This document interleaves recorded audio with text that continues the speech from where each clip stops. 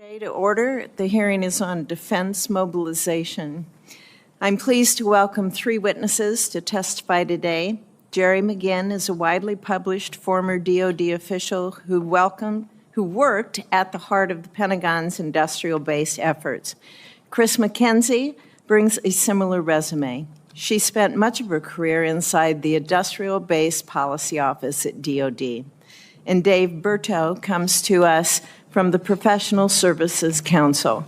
Before that, he served as the Assistant Secretary of Defense for Logistics and Material Readiness, early put industrial base revitalization. There seems to be an error here. And before that, he served as Assistant Secretary of Defense for Logistics and Material. Welcome to the witnesses. Senator Wicker, the chairman of the committee, is detained for a little bit, and when he comes, he will enter his testimony into the record. With that, I would like to recognize the ranking member, Senator Reid. Oh, thank you very much, Senator Fisher, and I want to welcome our witnesses, Dr. Christine McKenzie, Dr. Jerry McGinn, and Mr. David Bertu. Thank you very much for joining us. This is a very important conversation, and we're fortunate to have such a distinguished panel before us. Throughout history, we have consistently seen nations with well-prepared militaries lose to nations with superior industries. The ability to deploy well-trained troops and advanced weapons to the front line is important in any armed conflict, but the ability to sustain those forces with adequate amounts of supplies and munitions is just as important. The Defense Acquisition University defines industrial mobilization as, quote, the process of marshaling the industrial sector to provide goods and services, including construction, required to support military operations and the needs of the civil sector during domestic or national emergencies. Put more simply, industrial mobilization represents the Defense Department's ability to call on the private sector in times of crisis. I am concerned that the United States is not currently prepared to do this effectively in a sustained, large-scale, or protracted conflict.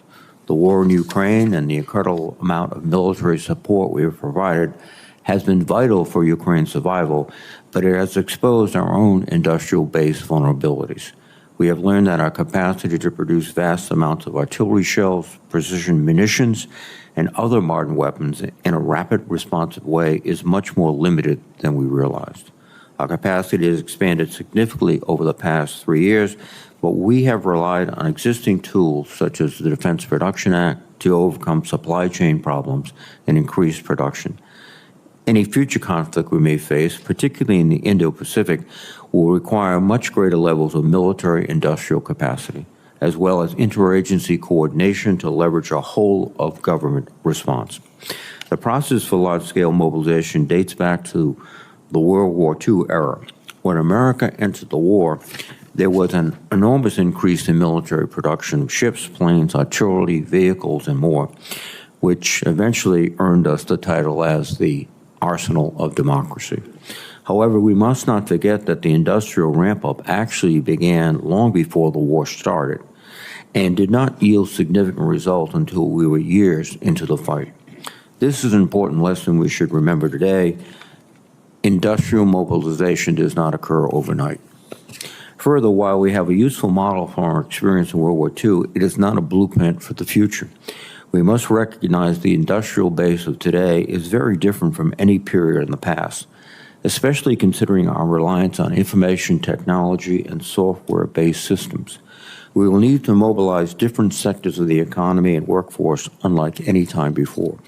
Moreover, we cannot assume, as we did in World War II, that our production facilities will be safe from kinetic or cyber attack, or that we will have uncontested supply lines for materials. I would ask our witnesses to discuss the lessons they have drawn from the war in Ukraine and what processes they believe need to start now so that the United States is prepared to win the next contest. This committee has spent years examining the challenge around these issues. We have worked to identify supply chain problems and improve investments in long lead items of the military. In recent National Defense Authorization Acts, Congress has directed the Department of Defense to stress test its industrial mobilization and supply chain capabilities. The Department has found a number of challenges, including integration of software and information technology, but it is clear that material and labor shortages are the biggest problems to increase production. Indeed, there is nothing more important for our defense mobilization strategy than our workforce, the men and women in the Defense Acquisition Corps and the personnel in the defense industrial base. We cannot solve our industrial mobilization and acquisition problems without an adequate supply of skilled and trained workers. I would note that acquisition reform is necessary, but it is not sufficient to address the broader issues of industrial mobilization. In a crisis, having an acquisition system that is efficient and effective is important, but production capacity is far more so. Many of the policies and processes we put in place in peacetime for the sake of efficiency may actually be counterproductive in a prolonged crisis. That is why I'm so troubled by the mass firings of the defense civilian workforce and which the administration is undertaking right now. The urgency around these issues has never been clearer. As Russia continues its onslaught against Ukraine and China calculates its own potential expansion, we have to make sure our defense industrial base is able to adapt, scale, and outpace our competitors in the 21st century. And I would ask our witnesses' thoughts on how we might overcome this challenge and how we can ensure that the workforce in place is there to do so. Thank you again to our witnesses, and thank you, Senator Fisher. Thank you, Senator Reid. Again, welcome to the panel. Dr. McGinn, you are recognized for your opening statement. Thank you, Chairwoman Fisher and Ranking Member Reid and members of the committee. Good morning. It is a privilege to be here, and thank you very much for having this hearing on this important topic, which is critical facing the nation. The United States has the most lethal and capable fighting force in the world, full stop. But as we've seen in recent war games, as well as in challenges that the Senator Reid alluded to in production capacity for munitions, we have real industrial-based capacity challenges. So these challenges led me to do a study that addressed the following question. How well is the U.S. industrial base prepared to mobilize in the event of major conflict? The short answer, published in our report before the balloon goes up, is that our ability to win a major war with a near-peer competitor is very much at risk. Unless senior officials across Washington and industry pursue bold actions immediately, we face potentially catastrophic consequences should the balloon go up in East Asia or elsewhere.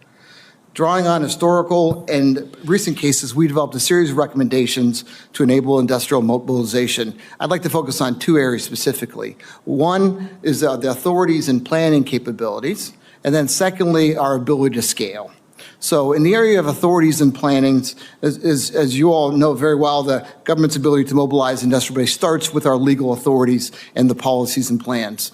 The famous War Production Board of the Arsenal of Democracy in World War II helped organize government industry to address those challenges. Similarly, during the Iraq and Afghanistan wars, the development of the MRAP, the Mobile Mine-Resistant Ambush Protected Vehicle, the use of the Defense Production Act was critical to help produce those vehicles. And then we all felt saw the power of DPA during COVID. So overall, our legislative authorities are strong, but I think there are several opportunities before us. The first, as you know, DPA is up for reauthorization this year.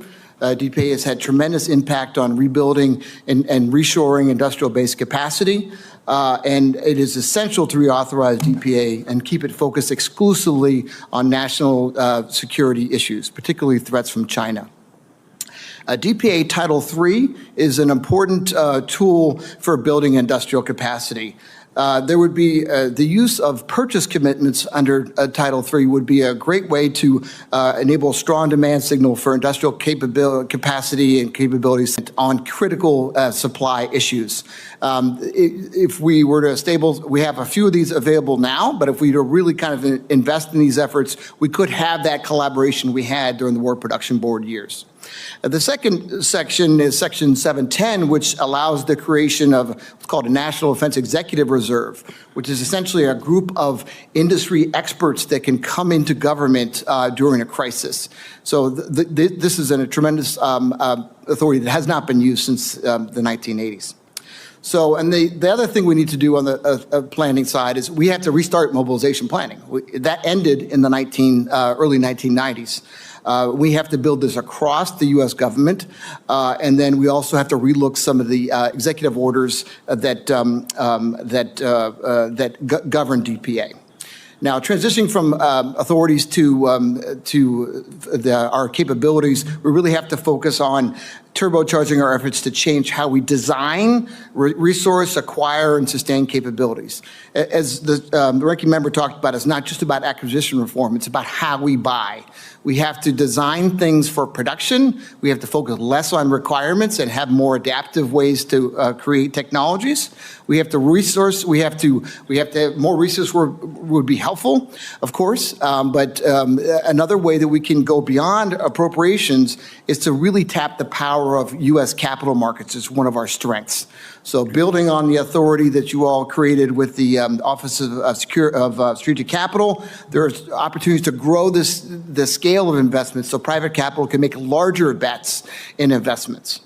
On the areas of production, we've gotten the prototyping game down. I think that, but it's really now the time to transition more to production.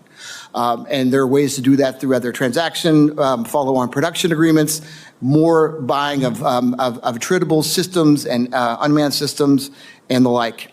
And then finally, the area of sustainment is, frankly, our biggest challenge, being able to do logistics at scale. And there we can actually do things like create contract line items or CLINs that develop surge capacity. So instead of having, canalized very limited supply runs, you can have the ability to grow that.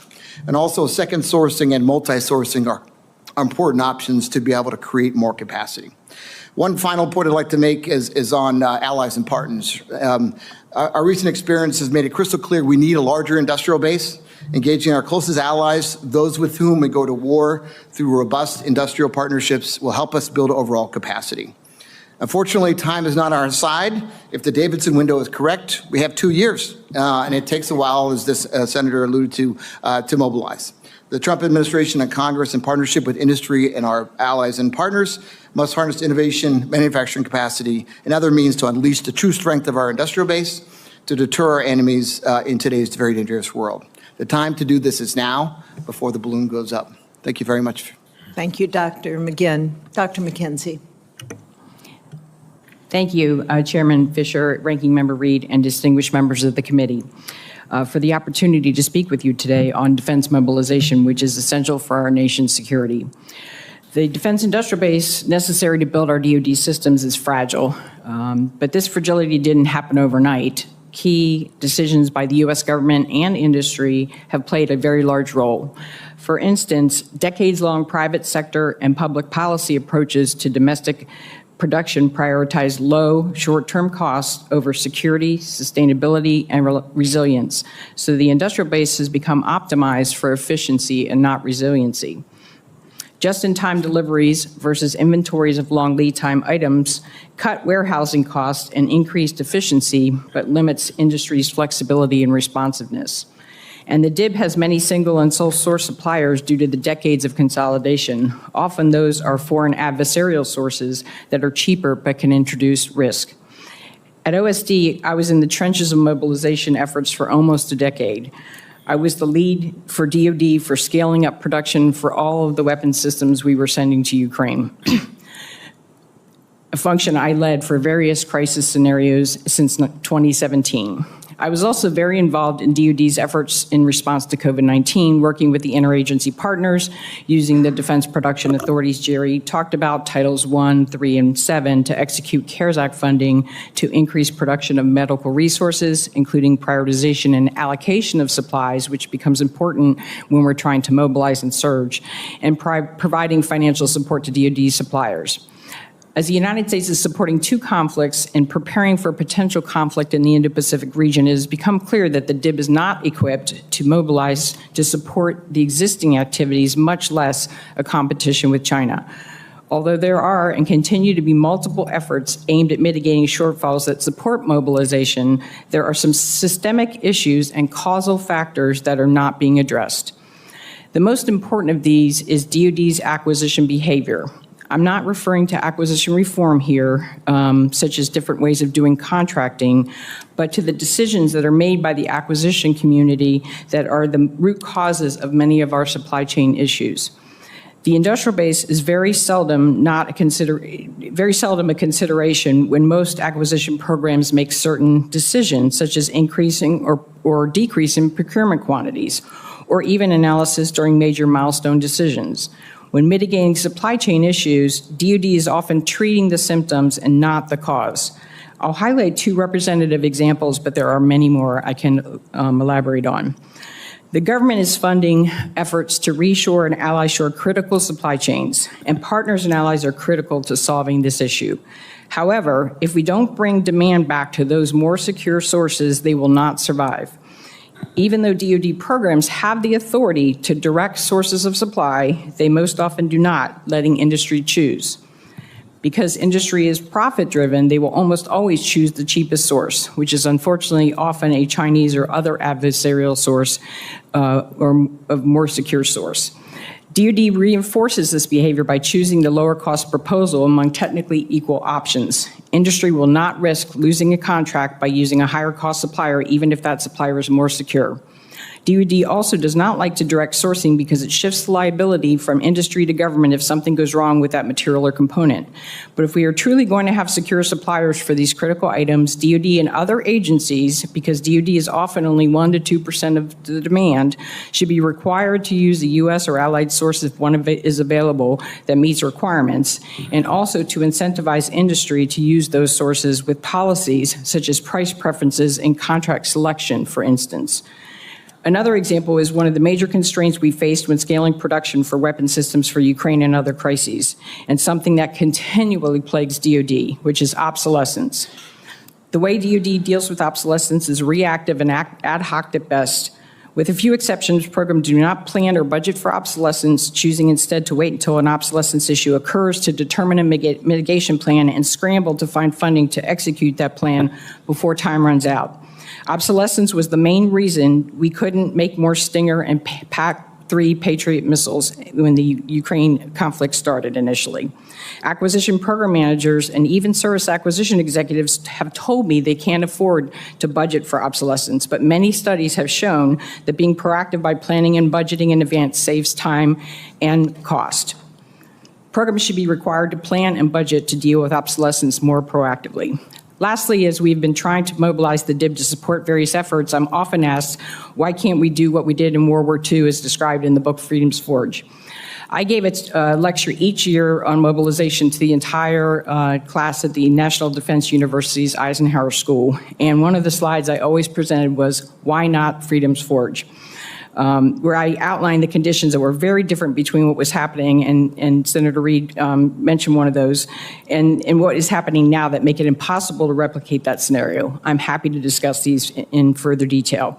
I'll stop there by saying I appreciate the committee's leadership and focus on the strategic topic and in helping in any way I can. I have submitted written testimony for the record, and I thank you for the opportunity to testify today, and I'm happy to answer any questions you may have. Thank you, Dr. McKenzie. Mr. Berto, you are recognized for your opening statement. Thank you, Senator Fisher, Senator Reid, and the committee. We really appreciate the opportunity to be here today. I am David Berto. I'm the president and CEO of a trade association, the Professional Services Council. But I need to reflect for the record that I'm here today in my personal capacity, and the opinions and suggestions that I make today are my own and not those of my organization, who would otherwise be considered guilty. There's been a lot of talk about the World War II example of full-scale mobilization, and really in American history, we've really only had two such examples, the other one really being the Civil War. Old as I am, I was not alive to participate in World War II as part of that process, but my experience is actually in a different segment that's already been touched on a little, and that's the Cold War, and particularly the Reagan buildup during the Cold War. I arrived at the Pentagon in 1981, served there until 1993, and was very actively involved in a number of issues there. And there's a couple of lessons that I'd like to propose to you from that period of time that may be relevant to the discussion today.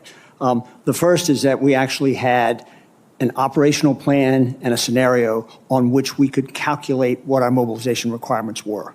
It was, in fact, Soviet tanks coming through the Fulda Gap in Germany and invading Europe. That was the driver. That was the thing that if we didn't prevail there, we'd go nuclear. And global thermonuclear war was clearly not an option we wanted to pursue, although we were prepared for that. How were we able to use that? We were able to build the requirements and actually secure the funding from the Congress because we had a common agreement between the White House, the Pentagon, and the Congress as to what the threat was we were facing and what the scenarios were on which we'd have to plan and be prepared to execute. So the first thing is we had that common ground. I don't think we have that today, and I think one of the most important things this committee can do is drive us to get that common understanding of what the scenario is. We had an operational plan, which is the fight today piece, and then we had a scenario, which is how that evolves over time. We need that in place today.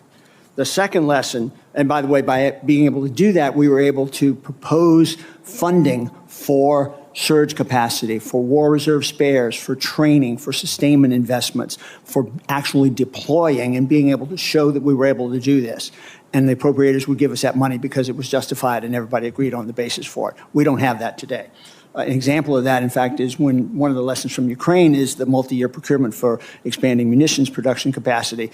The Pentagon's first submission to the Congress was decremented by a lot of the extra money that was going to go into building the multi-year procurements for many of those programs because there were higher priorities the committee had to achieve than to put those in place. Ultimately, that got fixed, but it took a long time to get agreement on that.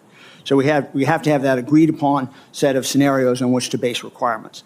The second thing that we learned from that Cold War experience is the best way to deter was to demonstrate, not put on paper, but demonstrate that we had the capacity to deliver that. So every year we would have massive exercises where we'd literally deploy forces from the U.S. And sustain those forces in operations in Europe. Thousands and thousands of troops from all the NATO countries combined, clearly showing the Soviets that we could make it work. And that demonstrated capacity, I think, is the second key lesson.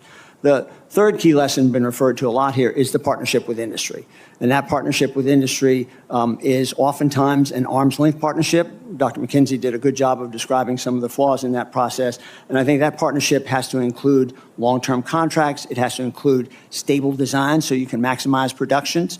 That's one of the big advantages we actually had over Germany in World War II. Hitler and his team could not stop putting change orders into programs because new stuff would come along and they'd actually stop production in order to do it, whereas we would actually move those new ideas into the next iteration of different aircraft so we maximize production while still getting the benefits of new technology and research and development. And we did that throughout the war. The fourth lesson is the reliance on allies and partners. And Senator Reid, you mentioned Indo-PACOM and the China threat. You know, DOD uses the word the pacing challenge. I think it's actually much bigger than pacing, but it is the threat, but it's not the only threat. And I think a big difference between even the Cold War as well as World War II is the changing nature of the threat and the much more complex nature of that threat. Allies and partners are a key piece to this. And then the fifth lesson, I think, and we did not really learn this lesson very well during the Reagan buildup, is mobilization is much more than just defense and much more than defense industry. It's the whole nation. You mentioned workforce, sir, and we've got shortage of workers. We've kind of come out of that bathtub from COVID where we had twice as many vacant jobs as we had people looking for work, but throughout the industry, both at the production end and at the services and sustainment end, we've got a shortage of workers today that's continuing going forward there. So those are 5 lessons I think that would be useful for this committee to undertake. And my one suggestion to you is I think it's time, and I don't think you have time to wait. I think I would suggest that this committee direct DOD to do, between now and the time you go to conference, a full-blown exercise of, say, what do our mobilization really requirements look like? What's the scenario on which we base that? You need that as a committee before you finalize the FY26 National Defense Authorization Act. With that, I've got negative time to yield back, so I don't actually have any time to yield back, but I stand ready for your questions. Thank you, Mr. Bruto. We will have 5-minute rounds, and I will begin with questioning. I strongly believe the administration should maximize its use of the Defense Production Act. They have the authority to address challenges in our defense industrial base. However, I am concerned by the expanding definition of what qualifies as national defense. For example, in 2022, President Biden invoked the Defense Production Act to ramp up domestic production of clean energy technologies. Dr. McGinn, how should the Defense Production Act be used for defense mobilization? Should the DPA investments be focused on areas clearly related to the national defense of this country? Thank you very much, Senator Fisher. Yes, the Defense Production Act is an incredibly powerful tool, and it is best used for national security defense purposes. And that's how it's been used during the development of the MRAP, during the Afghanistan-Iraq war. That's how it was used during COVID, and that's how it's being used to rebuild our defense industrial base in areas such as rare earth processing, castings and forgings, and the like, specialty chemicals. So that is how it is best used. And the more it is focused on national defense, it takes it off it is not a political issue, therefore it's a national security issue. Thank you. And Dr. McGinn, how should the act be used for defense mobilization? Should the investments be focused on areas clearly related to being able to get that done? I'm sorry, Dr. McKenzie. Thank you. I just wanted to make sure. Yeah, it should absolutely be focused on mobilization efforts, but some of the efforts that DPA is funding now, it's difficult sometimes to realize that those go towards mobilization. So things that Jerry mentioned, such as rare earth processing and critical chemicals Would you look at any statutory changes to be able to make it work and make it identify truly what is national defense? Is there anything we need to be looking at here? I mean, I think making sure that it is centered on national defense issues and national security is critically important, as Dr. McGinn mentioned, because we don't want to dilute the efforts of the DPA that are being very successfully used currently and can be used going forward. Okay, thank you.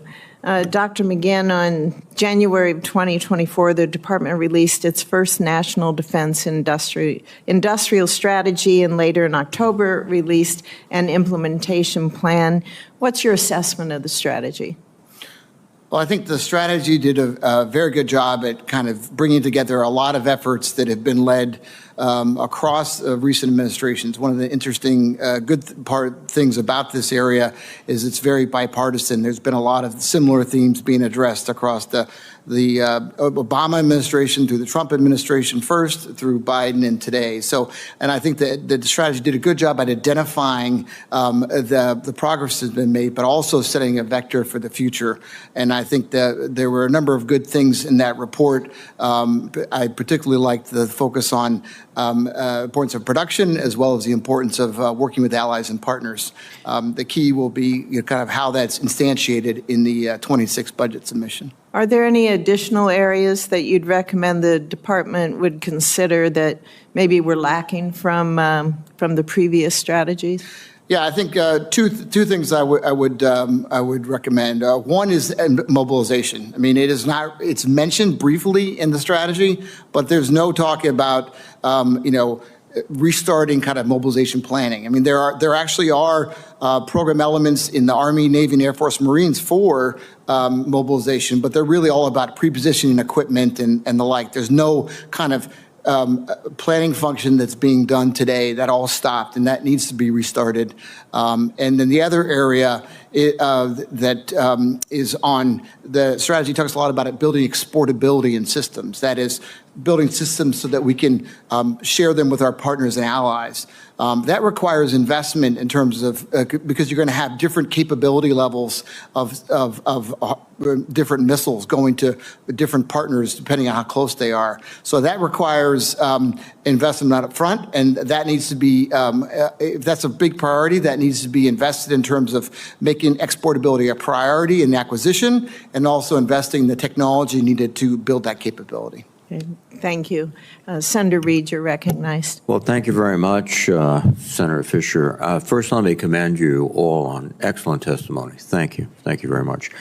Mr. Berteau, we've seen a lot of chaotic initiatives over the last several weeks, significant cuts of workforce. We've seen funding cuts that don't seem to be organized, and then we've tariffs in place on Canada and other countries who presumably we'd like to see work with us. Can you indicate or give an idea about the impact on these decisions and with respect to mobilization of our industrial base? Senator, let me think out loud with you a little bit on that because I don't have a prepared script to answer that question. Every administration, this is my 8th transition of one president to the next. My first one was President Carter to President Reagan. And every administration needs to and does undertake to make sure that the programs and projects across the federal government are in line with their priorities. And I think that's a lot of what's underpinning the efforts we've seen underway.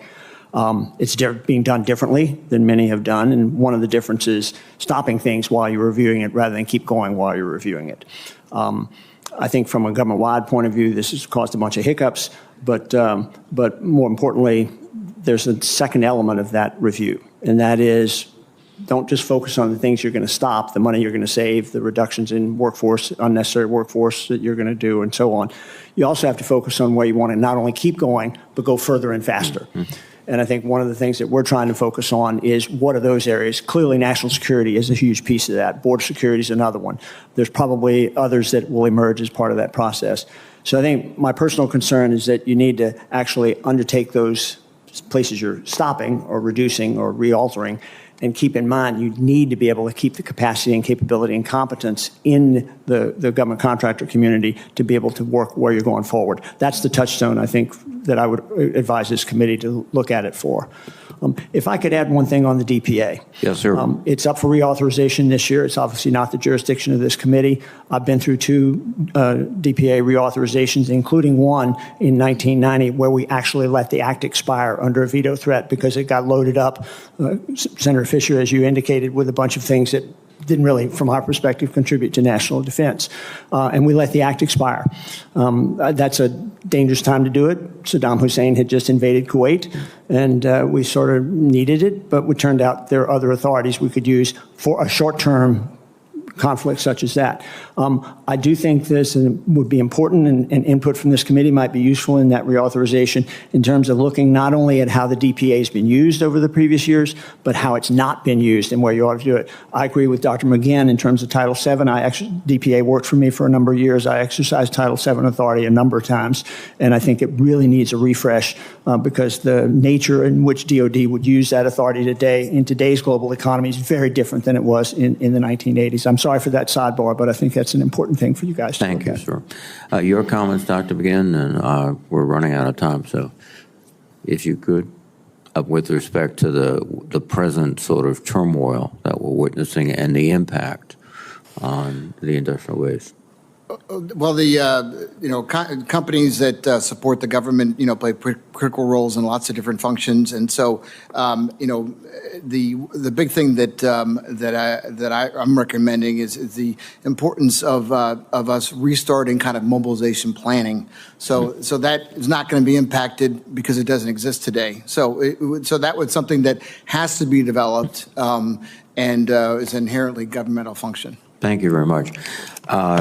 Dr. McKenzie, we are much more reliant upon information technology and software-based systems today than we were certainly in World War II and other periods of mobilization. When it comes to planning and preparing for industrial mobilization, how does this reliance change the situation?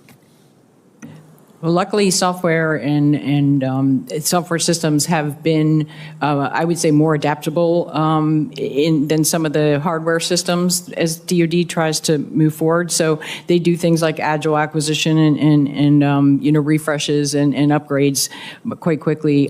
So I think software is absolutely key to any mobilization effort because that's what's controlling all of our command and control. For instance, C4ISR. So yeah, it's absolutely essential. Well, thank you very much. Thank you, Madam Chairman. Thank you, Senator Reid. Senator Rounds, you are recognized. Thank you, Madam Chair. First of all, thank you to all of you for being with us here today. We appreciate the time that you're taking from your schedules. For all of you, the fiscal year 2025 defense bill includes a provision from my office, Section 1074, a report on operational plans of the Department of Defense. which requires an assessment of the operational plans of the DoD in the event of multiple concurrent contingencies or protected conflicts. This requirement reflects the reality that in the event the U.S. engages in hostilities with China, other adversaries such as Russia and Iran will press their own advantage in Europe, the Middle East, and elsewhere. Basically talking about if we have a conflict, we're going to have a conflict on more than one area or one theater at a time. What are some of the considerations that we must take into account when talking about a multi-theater mobilization? And what are some of the key shortfalls that you believe the department should identify and highlight in their assessment? Dr. Berto, would you like to begin? Thank you, Senator. Let me again go back a few years. So, at the time of the Cold War, we really only had one set of scenarios that we cared about, and that was the Soviet threat in Europe. Everything else was considered to be what we called a lesser included case. That means whatever force structure and capability we'd have to counter the Soviet threat would probably be sufficient to counter any other threat. After the end of the Cold War, we changed that to several different iterations from a planning process point of view, including a two-war scenario, that essentially being the Middle East and Iran, Iraq, and the Korean Peninsula. It turns out after 9/11, we discovered that lesser included cases might be lesser, but they weren't included. And so we had to have a big shift in terms of both our strategy and our force posture to deal with that. In 2012, I was chartered by DoD to do the first assessment of what the force posture would be needed for the pivot to Asia. And what I discovered is there was no basis for that. And so it didn't fit. Again, this was a greater not included rather than a lesser included. And so I think if you look at that evolution over time, the request of your provision is a very valuable and timely request. But it's important to note that that's only where we are today. So, from the operational plan point of view, it really focuses from a combatant commander's point of view of, if I have to fight today, if I have to fight tomorrow, what do I have, what do I do, how do I use it, how do I sustain it and support it, et cetera. I think it needs to be much broader than that of what is it in day 50? One of the lessons from Ukraine and almost every war we've entered in, it may look like it's going to be short at the beginning, it keeps on going. And so where are you at day 700? I think that's another element that is useful to add on there, sir. Thank you. Dr. McGinn? Thank you, Senator. Yes, thank you very much for that provision. I think that's important to really focus on the operational plannings. But one of the things that is missing in most operational planning is the role of industry. And so one of the things that we saw with supporting Ukraine is the challenge of production. That we've got to really kind of be able to ramp that up. And that requires really close government-industry collaboration. And we had that during the Cold War. We had these voluntary agreements that created integrating committees that were focused on the production of 155 munitions that were actually not non-FACA boards that allowed for close collaboration between government and industry on production issues. And so we need to have, that needs to be part of the planning. We need to do the war games that have that, because you've seen the war games where if we have a Taiwan Strait scenario, we're out of Schlitz in 2 weeks on munitions, right? So we've got tremendous kind of industrial implications to these operational scenarios that have to be part of the planning going forward. Thank you. Dr. McKenzie. Real quickly, I'll just add that the National Defense Strategy drives how the Defense Department looks at operational planning. So the current National Defense Strategy says focus on China. Previous national defense strategies did include multiple conflicts at the same time, and looking at that from an operational planning perspective. So, national defense strategy would be helpful here if we are going to really truly look at that. I do want to mention some of the impacts, though, are the types of munitions that we're going to use. In Ukraine, we're fighting mostly a ground war, so we're using a lot of artillery, mortars, things that we are absolutely not going to be using in a China fight. So in a China fight, we're focusing more on surface launch, air launched, long-range missiles. If we now have to add in another fight, say Korea, that we're back to a partial ground war. So it really matters which fights we're looking at as to which parts of the industrial base we're trying to ramp up. Thank you. Thank you, Mr. Chairman. Madam Chair. Thank you, Senator Rounds. Senator King, you are recognized. Madam Chair, congratulations on your meteoric rise to the chairmanship. Mr. Berto, I was really interested in your approach during the Reagan years of defining the scenario and then defining the strategy to meet it. I can't believe isn't that what's done now? I would assume that's exactly what's done. Or is it being done in too broad a sense without focusing on particular scenarios that will require a particular response? So I should probably clarify my use of the words, right? So you have an operational plan, which from my perspective and history is the today fight with the forces today in the theaters they're in. Scenarios can go beyond that, both in terms of time and in terms of geography. And what we had in the Cold War was almost no difference between the operational plan, the fight today, and what the long-term scenario would look like. Today, as we just heard in the discussion in response to Senator Rounds' question, we have a wide variety of potential conflicts that could arise. In addition, we've got the— But still, shouldn't we, within that wide variety, we should try to choose the most likely? You can't just throw up your hands and say we have a very complex situation and therefore we can't have a specific response. Shouldn't we be saying, okay, this is the most likely scenario and that's what we should be preparing for? So I think you're right. So you need to figure out what you're going to base your requirements on and what you're going to spend your money on, right? And what comes first. You have to have a mechanism for prioritization. I think it's probably a combination of likelihood and probability, and I'm certainly not qualified to put those on there. But it's also a question of where's the greatest stressors and what are the vulnerabilities if we can't combine or meet those stressors. That could, in fact, require an integration across multiple scenarios to look at what's the aggregated or combined impact and effect, and where are the greatest things where we need to put our resources first. We will never have enough money to do everything. Correct. So the question is, where do you put it first? The likelihood. A very quick, easy question for everybody. Can we all agree that continuing resolutions absolutely are not part of the solution to this problem? Franklin Roosevelt did not face a single continuing resolution in the entire buildup to World War II and the execution thereof. Yes, I concur. I concur. All of you agree with that. And that's, of course, that's one of the difficulties that we're in now, and it creates all kinds of downstream effects with regard to the industrial base and preparation and everything else. Well, thank you for that. Let the record show continuing resolutions are not the way to do business, particularly in the defense area. All of you have mentioned something very interesting, which is allies are part of the solution.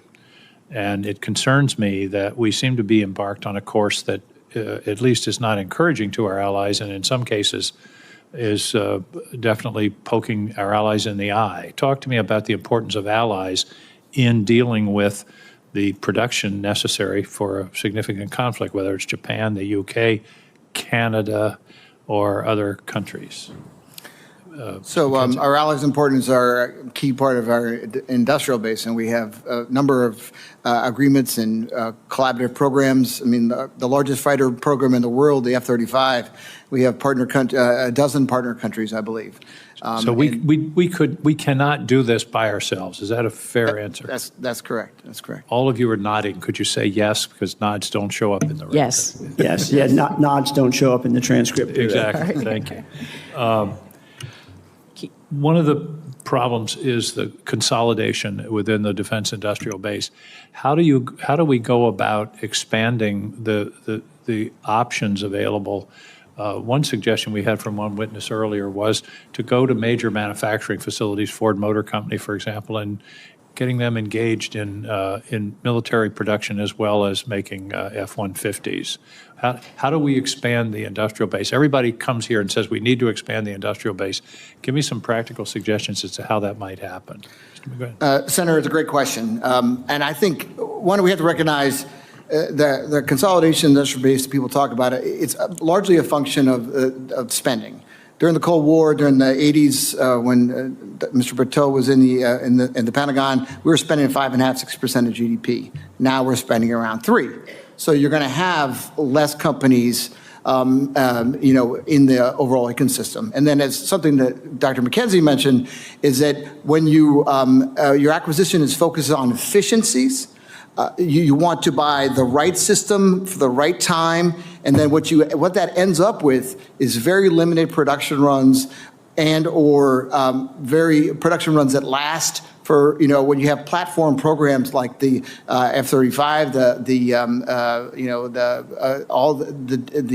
the Bradley fighting vehicle, the Abrams tank, they last for 40 years. And so you have a prime contractor that has that market position. So my argument is that to change the dynamic, we have to change how we buy, which means buying more systems, buying from multiple sources, and you can do that very much. You can do that very much with unmanned systems, with some of the platform systems. You can do that as well. There's been a lot of work done on second sourcing back in the 70s and 80s, where we're buying munitions from 2 suppliers, and that reduces costs. So there are ways you can increase competition by changing your buying approach. And that has to get away from some of the efficiency focus and more on what capabilities and capacities do we need. And one of the particular things that ought to be part of this is modularity, so that you can upgrade without having to upgrade the entire platform. Ms. McKenzie, is that correct? Madam Chair, would you indulge me for one sentence? We just don't buy enough to keep more companies in business. We just don't buy enough. The reason we only have 2.5 manufacturers of tactical missiles is we only buy enough to keep 2.5 companies in business. Thank you. Thank you, Madam Chair. Thank you, Senator King. Senator Sheehy, you are recognized. Thanks for appearing today. Mr. Bertow, you talked about, the World War II construct, obviously, with regard to revisioning of product specifications and how we evolve that. I share the same concern, though, with regard to the customer has created this problem. The government, the Pentagon has created this defense consolidation and the brittle supply chain we have. And I'm not confident that the government can be the solution to it either. How do we incentivize the industry, free market solutions, to actually create a resilient and diversified supply chain, rebuild the industrial base in a way that's resilient for a sustained conflict? Because, during World War II, Japan and Germany had a very centralized defense acquisition ministry, specified everything from on high, and tried to control the entire process from A to Z. And that worked very well early on, but it couldn't keep up with the sheer quantity required, and there is a certain amount of quality in quantity. So that strength for us came from the free market. It came from private companies working in coordination, of course, with the government. But how do we take a defense base that has largely been atrophied to the point of almost non-existence for quantity level manufacturing? And how do we incentivize the free market to outpace the government in fixing this solution? Thank you, Senator. There's 2 ways to approach that. And when I got to the Pentagon, there's this famous chart of we went from 51 prime contractors down to 5. When I got to the Pentagon, all 51 were there. Why did they go away? During a buildup in which we were doubling the size of procurement and research and development expenditures in DoD. They went away for 3 reasons. Number one is, even with those more dollars, there wasn't more quantity to buy. Second is, we began to put more and more regulations on top, the compliance regulations. I'm working on, and I'll be glad to provide it to the committee when I'm finished this, a comparison of the compliance requirements that a government contractor has, not just defense contractors, but any government contractor, and what happens in the private sector. And it's a list of at least 15 or 20 things that cost more, take time, and don't really improve results, in my opinion. And I think that's an important piece of it as well. Ford Aerospace, Fairchild Industries, Sperry, Burroughs, GM, they all went out of the defense business in the middle of the buildup because it was no longer, 2 things. It was no longer time value money in the private sector is way different than the time value money in DoD. So the returns weren't there. The opportunities for better returns elsewhere were there. So you have to be able to counter that with government policies and programs that offset that risk-reward basis that the financial market's always looking for. And I think that can be done, but that's not the path we're on right now. So for any of you who choose to answer then, how does the government remove the bureaucratic red tape that really creates a sclerosis in the acquisition chain that disincentivizes companies from wanting to do business with the Pentagon, that disincentivizes companies from that we don't have to have SpaceX and Palantir sue the government to buy a solution that's better for the warfighter. And that's what's been going on. A better solution can be sitting on the shelf, but since it doesn't comport with a dizzying array of Byzantine regulations, either it's not purchased or that company has to sue the government to give the warfighter the equipment they need. Now, how do we change those regulations quickly, internally, so people want to do business and want to support the warfighter? Great question, Senator. I would start again. What's unique about the government contracting system is, it's a monopsony. You have one buyer or different sets of buyers, and so it creates different dynamics. They can set the market. So the power is in the hands of the government or the Department of Defense to change incentive structures, because companies, private companies, public companies, they respond to incentives. And so the onus is on the department to change those incentive structures, and Congress can help here. And a couple of ways that we can do that, that will create more opportunities for companies across the spectrum, is to to bring the power of our capital system that you allude to bear. And because if we want to build factories in advance of need, can be done through the government investing. But, we're not going to be doing any more big CHIPS bills, that kind of government investment. But if you incentivize companies and create offtake agreements or financing programs that enable them to make a bet at below market rates, like the Department of Energy has, and builds off what the Office of Strategic Capital is doing, that is how you get lots of money, which is the private equity and venture capital money to invest. And that will help build capacity and build competitors for the department. Can I just add one quick thing? I think there also needs to be a recognition of risk acceptance in the department. Contracting officers are personally liable for, something goes wrong with the contracting. Program managers are promoted if they produce things and nothing goes wrong. So there is a very low risk tolerance in the department, and I think that contributes to the fact of not introducing new suppliers, not wanting to change things, not wanting to, bring in new industries. So I think there needs to be that piece of it that accounts for it as well. Well, thank you. Quantity, iteration, and speed are key. And, what won World War II for us wasn't the capability of our technology. It was our ability to build lots of things fast and get in the hands of our warfighters. So we got to get back to that. Thank you. Thank you, Senator Sheehy. Senator Kaine, you are recognized. Thank you, Senator Fisher, and thanks to our witnesses. My concern about mobilization is heavily on the workforce side, and I think maybe because I'm on the health, education, labor, pension, I look at a lot of things through this workforce angle. But also in my dialogue with our shipbuilders and ship repairs in Virginia and elsewhere, I'm very, very nervous about us not having the workforce we need. And I think this is sort of a long-term problem with birth rates declining, and they're not going to change immediately. And if they did, we wouldn't see it for 25 years. So I think there's some big picture solutions like immigration, a workforce-based immigration reform that we're going to have to grapple with to get this right. But I'd love it if each of you could just address workforce strategies to help us with mobilization, and maybe even include workforce strategies that we can do jointly with allies. And I'll start with Mr. Berteau, because I know you talked about workforce in your opening statement. Thank you, Senator Kaine. A lot of what we've already talked about has an impact on that, but I think there's two additional points that I'd like to make here. One is, in fact, the impact of COVID and both the inflation in general costs and the increase in costs of labor over the last 5 years. Many defense companies and many other contractors in the rest of the federal government have bids that were put in place, accepted by the government, and contracts currently underway that made assumptions about 0% interest rate, very low inflation, a balance between job vacancies and those seeking for work, so a stable workforce, low unemployment.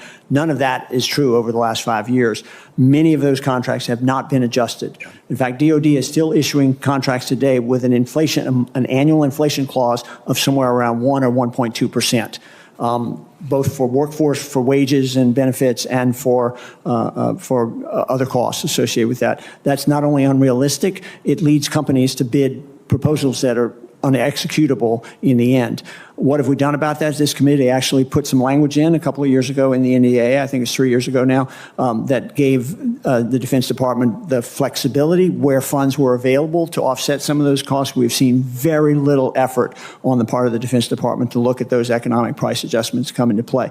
What's the result? You know this. You've got a starting welder salary at a shipyard or even after a year of experience that's substantially less than what that person can make at Walmart or Costco. Not standing out in the cold or the heat, and welding's an honorable profession, but it's hard work.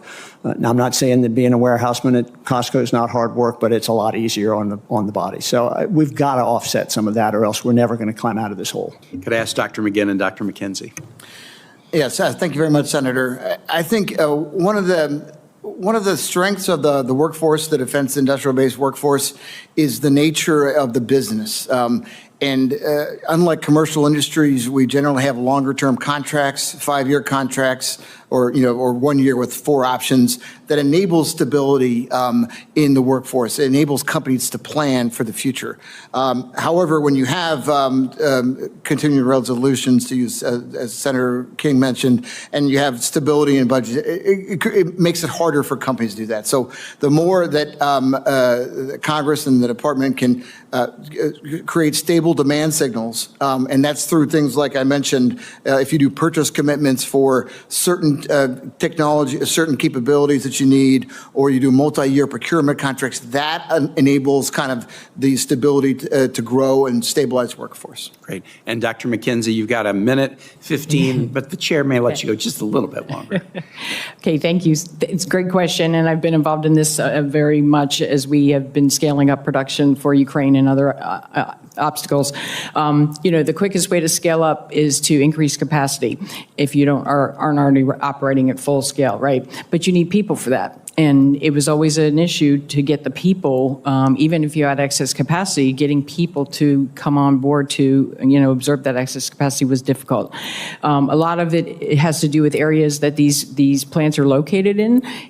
By design, they're in rural kind of, areas that are not near, exciting cities. And so young people don't want to move there. So I think, things that can build infrastructure and make those places better for young people and make them want to go there and want to stay would be helpful. It also goes to, when we were growing up, we wanted our kids all to be engineers, right? Not technicians. That wasn't considered a valued job description. So we need to make being a technician exciting, and there are some efforts in the department to do that. But make sure that they understand that what they're doing is important. It goes direct to the warfighter, et cetera. And lastly, for allies, I've done a lot of work in that area. I was the lead for the Guided Weapons Explosive Ordnance program with Australia. And one of the things that we had proposed was, as they were trying to ramp up their capacity to make munitions in Australia, which they haven't done in a long time, bring some of their folks over to train here and fill some of the workforce shortages that we had here. So it's a win-win. So that's, something that we should pursue. Which is sort of what we're doing with AUKUS a little bit. We have Aussie shipbuilders and sailors here training with us so they can go back and do the same thing. Right, but we need to do more. Yeah. Thank you very much. Thanks, Senator Fisher. Thank you, Senator Kane. At this time, I'd like to ask unanimous consent to enter Chairman Wicker's prepared statement into the record. This concludes today's hearing. I'd like to thank the witnesses for their testimony, and we are adjourned.